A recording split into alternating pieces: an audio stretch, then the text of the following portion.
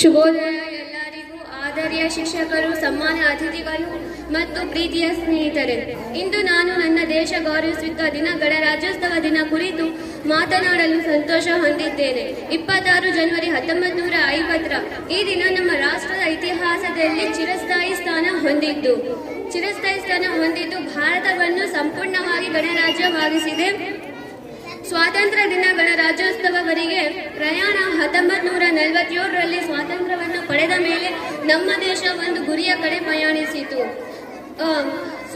ನಮ್ಮ ದೇಶ ಸ್ವಾತಂತ್ರ್ಯವನ್ನು ಮತ್ತು ಪ್ರಜಾಪ್ರಭುತ್ವ ಗಣರಾಜ್ಯವನ್ನಾಗಿಸಲು, ಆದರೆ ಇದನ್ನು ಸಾಧಿಸಲು ನಮಗೆ ಸ್ಫೂರ್ತಿದಾಯಕ ಮತ್ತು ದೃಢವಾದ ಒಂದು ಶಾಸ್ತ್ರೀಯ ಆಧಾರ ಅಗತ್ಯವಿತ್ತು.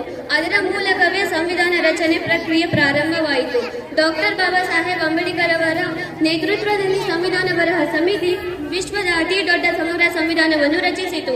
ಇದು 2 ವರ್ಷ 11 ತಿಂಗಳ ಮತ್ತು 18 ದಿನದಲ್ಲಿ ಪೂರ್ಣಗೊಂಡಿದ್ದು. ಗಣರಾಜ್ಯ ದಿನದ ಮಹತ್ವ: 1950 ಜನವರಿ 26ರಂದು ನಮ್ಮ ಸಂವಿಧಾನವು ಅಧಿಕೃತವಾಗಿ ಜಾರಿಗೆ ಬಂತು. ಭಾರತವನ್ನು ಪ್ರಜಾಪ್ರಭುತ್ವ ಗಣರಾಜ್ಯವಾಗಿ ಘೋಷಿಸಲ್ಪಟ್ಟಿತ್ತು. ಈ ದಿನವು ಭಾರತವನ್ನು ಪ್ರಜಾಪ್ರಭುತ್ವ ಮೂಲಕ ಸಂವಿಧಾನವನ್ನು ಪ್ರತಿನಿಧಿಸುತ್ತದೆ.